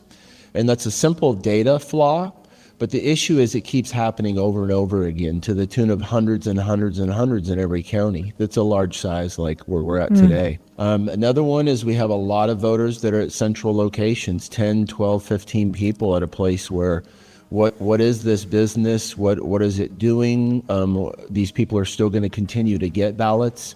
Another one is like a lot of the sororities and the dorm houses, where we have typical turnout, or voter turnout is like in the 50 to 70% range, but it's like 106 out of 108 votes cast.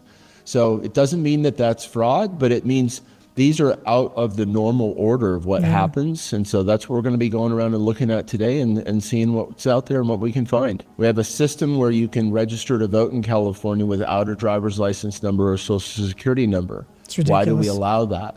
That creates 9.6 million records that then the state has to send to the Social Security Administration. And when 75% of those come back with no matching Social Security record, it should make every California wonder, why do we have a system like that? Why do we have a system that's creating work and uncertainty? And so what have you done to get this information about the voter fraud that's taking place here in California? Well, we get our information from the Secretary of State. We get it directly from them. It's a lot of information and it's very complex. And so we get this from the state, we package it up, and we help with our other researchers across the state that go and break it down into their own counties. So we have all this information, and now we're going to go head out into the streets of California and see what fraud we can find. Okay. This is very interesting. Anything that you saw that there was a problem with that at all? No, we've been proving this for years. We've been saying the same thing and providing, in fact, on our website where we show the 2 reports for 2020. You know, you can see what he was talking about. People are on there and they never remove them. And they don't, because they can use that name and just someone can vote for them, and people say, oh, that never happens. Oh, yeah. But you know, that's why we don't look for fraud, we look for process, because it's the process that's being manipulated. That's what he's describing. I see. Okay, let's watch a little bit more here.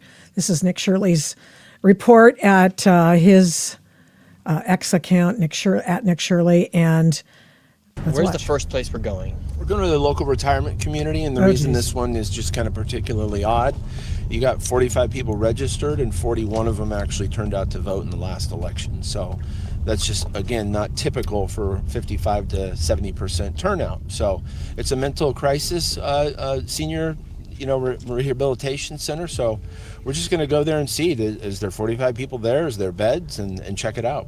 Can we speak to the supervisor? Hello, how are you? Yeah, it looks like there was maybe 41 of 45 people that are registered here. Does that seem low or high to you? Like, as far as how many patients or residents you have? That's probably not accurate anymore. So that lady right there said that that's probably not accurate. Right. So this could be a huge location where hundreds of votes could be casted from this one location. Okay, so SEIU helping everybody vote. Is that what the kind of message we're getting here? Absolutely. And we tried over the years to get into some of the senior facilities to educate them on how to protect their own vote. But we weren't allowed in. But we identified, we had observers go and observe their process. And we documented in one room, they had a woman who was in a coma, and there was someone there helping her cast her vote. So it is we called the seniors and the homeless and non-citizens vulnerable populations. Uh-huh. And they are the ones who are really preyed on by those who are they are purposely manipulating those open doors. But we even have people who contact us and said, my mom is in a home. She has dementia. She has the capacity of a 3-year-old, and yet she's voting every year. And that's because what they're talking about. We couldn't go in and talk to any voters, and yet someone is going in and helping them vote. And they say, we've got it covered. League of Women Voters comes in and helps, and these other groups help. And so we said, well, why can't Election Integrity Project California come in and simply come into your shared room and do a training on how to protect their vote? No, couldn't do that. Wow. Okay, let's keep watching. Location. She said that numbers sound like they're inaccurate, 41 out of 45. Correct. So is there a lot more people that could be registered to vote and could be having their voices expressed? Well, let's move on to the next location. You got it.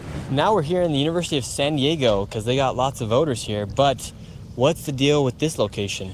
It's some sort of institute for peace and justice, so it doesn't seem like you'd have a lot of voters like registered at some sort of an administrative office, but it very well could be. There's students that are all over the place here, so maybe it's some sort of a central mailing house or something like that. You have a conference room, you have Garden of the Sky, the Kroc School, classrooms, conference rooms, anything but dorms. And this is the location where 58 people are registered to vote here inside of the state of California.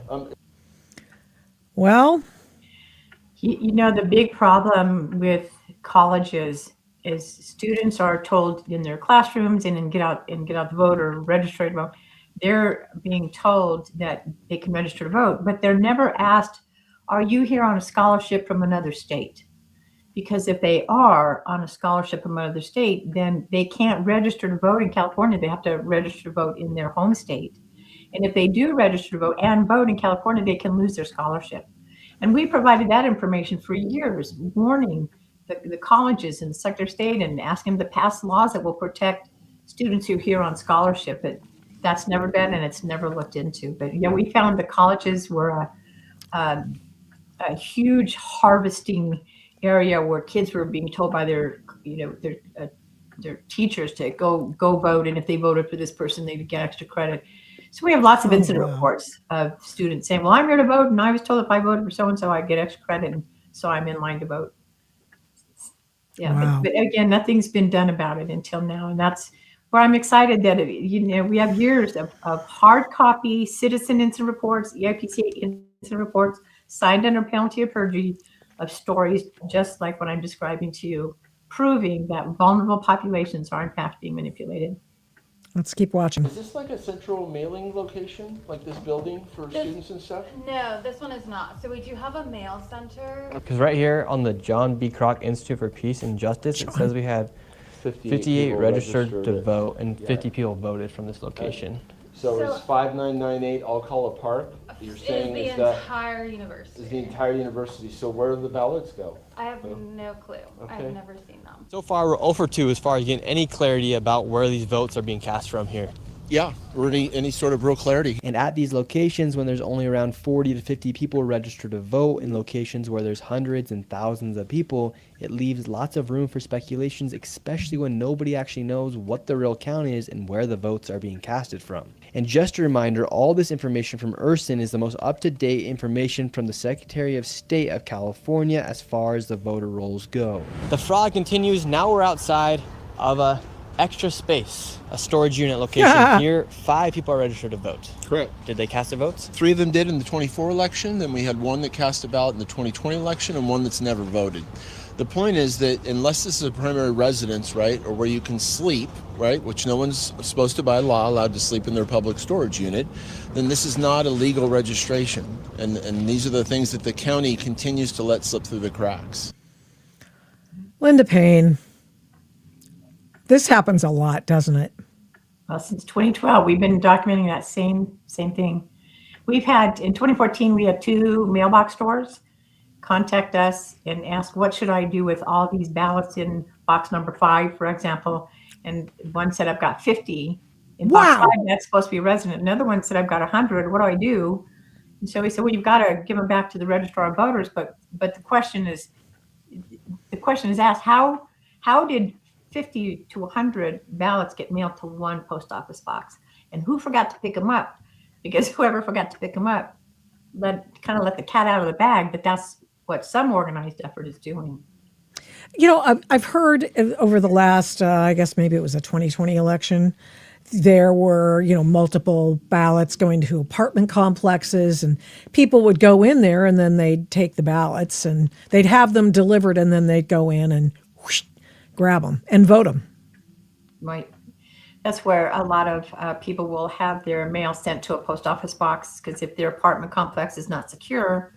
So you have to register to vote at your domicile where you live, but your vote materials can be mailed to a post office box. They can, but you can't register at a post office box. That's the distinction. Okay. All right. Well, let's keep watching. There's a few more minutes here. Let's see if they're here. We have the names of all 5 people. Let's see if they're here. How's it going, sir? How are you doing today? Good. We're just looking for a few people here. We have Lily Morey, Philip Thomas, Sydney Thomas, Robert Thomas. We're just looking for these individuals as they're registered to vote here. Yeah. Do you have people that live here at Extra Space? Are you Robert Thomas? Oh, okay. Okay, so who gave you this list real quick? Oh, from the Secretary of State. Yeah, it's publicly available information. What about Robert, Sydney, Philip, and Lily Thomas? What about them? Do they also get their ballots here? Robert Thomas, Sydney Thomas, John Thomas, and Philip Thomas. Do you know where any of those individuals are? Any of the Thomases? No, they're not here right now. There's no They're not here right now. Storage facilities, right? That's No, really right? the question, right? Just wondering if people are actually living in storage facilities. So 5 people are registered to vote here. They confirmed that nobody lives here. A little fishy. California's got some weird things going on. So 5 people, and they didn't know where any of the Thomases were, but this is their primary location. Well, if those 2 people actually live here and this is where they stay, their primary residence, right? They get their driver's license here, their tax stuff comes here, It's completely legal. But the other people that are here that they didn't know or do know or so forth, right? Or they someone that was just getting something in a storage facility. So. But this is a storage facility. There's no apartments here. No. Nobody's living here. And by the way, if you're living in a storage facility, where's your mailbox? I mean, if your ballot gets delivered there, I'm sure they have a PO box somewhere that is not. So this is just on again, the same crap, and nobody wants to clean it up for obvious reasons. Because hey, it works for the Democrats. Not inside the storage facilities, but if the couple that we spoke to is actually this is their primary residence. Okay. Well, you have to. I don't know. When people have asked us, so why do they keep doing it? And we simply say, follow the money and who's benefiting from it. You're right. So we are nonpartisan. Our research has always been nonpartisan. But if you look at the evidence, it points you to those one answers. party. So who's benefiting and where's the money? But in order to fix it, Congress has to act because Californians have lost the ability to choose. They really have when you can manipulate it like this. So Nick's video came out last night. What kind of ripple effect do you think has been occurring today as a result of this video? Well, I hope that it's going far and wide because, like I say, EIPCA, our work has been like quashed and silenced and blocked from any media covering it. And so, this is our hope that the rest of the country will start to see that propaganda that California voted to destroy themselves is exactly that. It's propaganda. Our evidence proves that. But what you're seeing, Urson and Nick, just simply talking to people, we've been doing it. Other organizations have been doing exactly what they're doing now since 2012, providing that evidence to people in positions of power and authority from the county to the state to the Department of Justice. And it's all been quashed. So I'm hoping it's going far and wide. Did he call? We're not getting a voice. You want them to get a voice and get it out there. How is it that you didn't get the call to do this video with Nick Shirley? Or did you? I don't even know. I assume so. No, we didn't. But that's sort of how it is. It's sometimes there's politics even on our side. Yeah. Who scratches each other's back. And, we just try to stay out of the fray. We know that our evidence has to be trusted. And that's where we've done all these years. And when we provided this to Speaker Johnson back in May, we were working on it. We did our proposal, a draft of it in May, and to the 20 members of Congress in September. Ruth, my vice president, and I flew out to Department of DC, and we met with one of my board members from DC, and we took packets with the flash drive of our proposal to 20 legislators, including Congressman Stiles and I think it's Lauren Lee. These are the ones who put legislation together regarding elections and provided them with our evidence. And that's what you showed on the website, that long box. We have an appendix of all of the linked reports and research. And we've always known that one day that evidence has got to count and it can't be questioned. Oh, well, it was political, or they made it up, or so that's why sometimes we're not popular within the election integrity world because there's a lot of back scratching with people on the East Coast. And we love what they do, but we're on the West Coast and it takes a lot of money to fly over there and have a voice on the East Coast. Yeah. But we are excited with what Congress is doing now. That mega act, I say hurrah to the California volunteers for 20 years who've helped to get this document together. Because the fact that all but 2 of our points are in the mega act, it tells me they looked at our document. It's laid out there. They pulled what they needed to pull. And if we don't get credit for it, I don't care. It's like what Reagan said.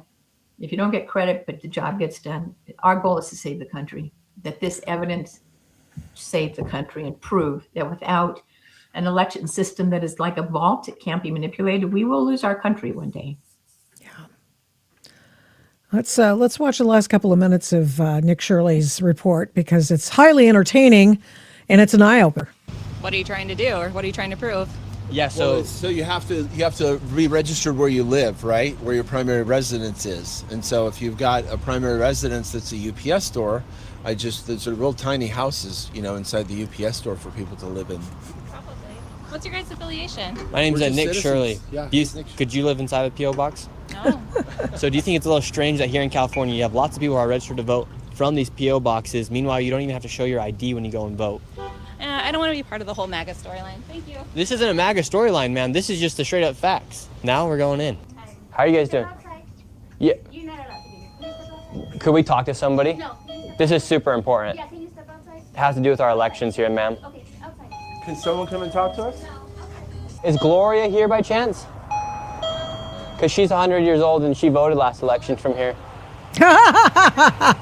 All right, so they won't even speak to us. Do you know Gloria? She's 100 years old. She voted last election here. She's supposed to live in one of these P.O. boxes. Well, no, I have no idea. A little strange, right? Sir, have you ever met like a Gloria or anything? She's supposed to live in one of these P.O. boxes. She voted. No. No. No idea. And another thing that's super concerning about all this fraud taking place is right now the governor of California, Gavin Newsom, is also leading the way on Polymarket as to who's going to be the Democrat nominee in 2028. What do you think it says about states that don't require people to have voter ID? It's like inconsistent, so people can kind of like tweak it however they want. So I don't know, I don't trust it. That's why. Should states require people to show voter ID when they go and vote? 100%. Like I think people should be verified that that's them voting and that's like them as a person. Like that needs to be like a face-to-face action. If they can't, there needs to be another way of verification. And what makes you think that way? A lot of people don't think that way about voter ID. I don't know. I think it's just like a common sense thing. Like it should be you that's voting and like your vote that's going through. So it's not just like anybody. Do you think people would pass you off for Ralph Saucedo if you just said you're Ralph Saucedo? No. Like if I said that to me, they'd be like, really? If I walked up and like I said, oh yeah, I'm 100 years old, they'd be like, what? You can't like fake age. So this building here. Well, apparently you can. I like the 100-year-old woman who lived in a P.O. box, but you said that was not necessarily illegal for somebody to receive a ballot at. But she's registered. She's registered there. That's the problem. You can't register there. You register at your domicile, and that's what the law says, at your domicile where you lay your head. Mm-hmm. But if you want to pick up your mail at a post office box, you just have your ballot mailed there, and then you go pick it up. You cast your ballot, and then you mail it in. So that's just ballot materials, but you cannot register at a mailbox store or a post office box or a business of any kind. And do you find that often? Oh, sure. Yeah. Okay. Let's keep watching. Here in downtown San Diego, there's over 16 people who are registered to vote at this address right here. It wouldn't surprise you if inside of this building alone, there's 15 people registered to vote, yet all the windows are boarded up. Oh, one of the business was ducats, and I never saw anybody go in or out of there. 15 people are registered to vote, and a lot of them voted in the 2024 election. Doesn't surprise me. This is California for a reason. Do you think voter fraud takes place here in California? 100%. And do you trust Gavin Newsom? No, not at all. You could tell by the way he talks. He never wants to answer a real question. Let's see, he calls ICE, basically calls them out, calls them terrorists. In some ways, I kind of hope he runs for president. That means someone else is going to get governor, and if he doesn't make it as president, his political career is done. Oh, it won't be. He's termed out anyway. Right now in Polymarket, he's leading for the Democrats as far as who's going to be the next nominee. Yeah, Kamala was leading. Look how that went. Do you think California should require voter ID? Do I think that voters should require voter ID? Yes. No. Why not? Why? How come you need an ID when you go to the airport? I don't know why you got to do that either. So do you think it's possible to have fair elections here in the United States if people don't prove who they actually are by giving their ID when they go and vote? That's too. I can't even answer that. Because I'm like this. If you here, you can vote. It's just too much paperwork. Too much paperwork. Yeah, too much bureaucracy, too much stuff. It's just too much. So when you go vote, you don't want to show your ID? Nah. Heck no, for what? To prove that you are you. I mean, I'm me anyway. I'm me anyway. So no ID? Nah. Mm-mm. What if I wanted to vote on behalf of your name? Why would you want to do that? Tell me why I want to do that, and then I can make a decision. What if I wanted you to vote Democrat and you're a Republican? Oh, okay. All right. Okay. Yeah, that's a point. But I still ain't approving of it. We headed to the next location, and it was the exact same thing where tons of people were registered to receive votes from a P.O. box. So we were wondering, do these people live here? I don't know. Yeah. Like, are they living inside the post office? This is the address of the post office, right? Yeah. This isn't like their mailing address. That's like their actual like registration address. Do you see ballots that have like P.O. box on them and things? Yeah. And it's not a problem if someone is registered here to receive their ballot, but if this is their primary residence, that is a problem. And that's what the case is for all these people right here. And it's an illegal registration based on state law. Because this leaves a lot of leeways for people to vote fraudulently, whether it be ballot harvesting or them just voting on behalf of somebody else. And that's the thing that we have the greatest concern, right? 23 million ballots go through some process. This is one post office in one city, in one county, in our entire state, right? So it just has an exponential impact when you add up all the little small things that are going on. Yeah. And they don't count for much either, because as he previously said about the people who look into these things, well, they don't consider it to be that big of a deal. It's not a deal breaker for the election times, but of course it's times, X plus. My time is way. You got to go. I appreciate you coming on to the Adult in the Room podcast. Thank you so much, Linda. I sure appreciate it.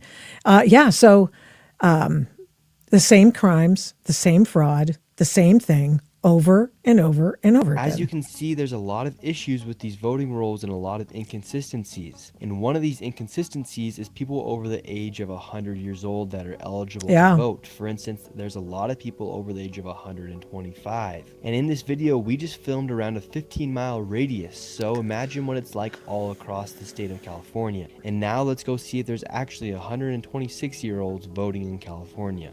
Are you Doris? She's right here. Yes. Hello, Doris. Yes. How are you doing? I'm good. We're just going through the voting rolls here, and we're just confirming anybody who's above the age of 100 years old. And right here it says you're 126 years old. No, you got the wrong house. That's a lie. Are you Doris Wood? Yeah, but you got the wrong house. I'm Doris Wood, but you got the wrong place. That's the wrong information, all that stuff. No, that's wrong. Oh, here, I can show you if you like. No, it's just that it's wrong. How come you think here in California they're just messing up on all these voting rolls here? I don't know, because I don't know what you're talking about. Yeah, it says you voted in 51 elections, Doris. No, not me. Really? I'm not no 100-some years old. I know. I said I wasn't. I just want to make sure you're not 126 years old. No, I'm not. Yeah, it really does say you're 126 years old here. No, Says, who did this? You be 126. That don't even make sense. I know, that's... The Secretary of State's office, Doris, that's who says you're 126 years old. And, we know that this is some sort of glitch in the software. But the fact is that they're not going to be, if they go, oh, there's a glitch in the software. These people aren't really 125 years old. And will they go after the people who, they'll just assume that anybody who voted, there's just, that was just a glitch. They didn't count. Well, what if somebody's voting the ballot? What if that person is not being represented by one ballot, one vote? What then? Well, what then is that they are, their vote's been stolen. This is happening a lot. So I commend Nick Shirley for doing this and going out and putting some meat and muscle on this issue in the state of California so people know how ridiculous this is, because it's important. Yeah. Okay. I had one more thing I wanted to share with you, but I guess I can't find it. It's okay. It's fine. We were going to talk a little bit about Marco Rubio selling the American West, selling Western civilization with Europe, and the idea that it's worth promoting, it's worth saving. Couldn't agree with him more. If you did not see his speech over the weekend at the Munich Security Compendium, then by all means go and watch it. We're running out of time today. But I just want to say thank you very much. And I'm glad that some folks from YouTube are back. We've had so many issues with them over the past few days. And I'm still trying to figure out what's the latest in the story that caused us to be throttled by YouTube and not disallowed from live streaming for a few days. And, I got this note from the Portland Police Bureau, and you're not going to believe this, but they were very, very busy yesterday. They were celebrating President's Day. And so that's why they couldn't be bothered to, talk to me and give me the update on why this woman hasn't been arrested yet, the Pew lady. Other than that, just Godspeed to the Reverend Jesse Jackson, who passed away today. I hope I can get this. Let's see if I can share this tab. Here's one of his famous sayings over the years. I hope they don't play a commercial here. Let's figure it out. Let's see if we can play this. I may be poor, but I am somebody. I may be on welfare, but I am somebody. I may be in jail, but I am I like this, ladies. somebody. I may be uneducated, but I am somebody. I am black, beautiful, proud. I must be respected. I must be protected. I am somebody.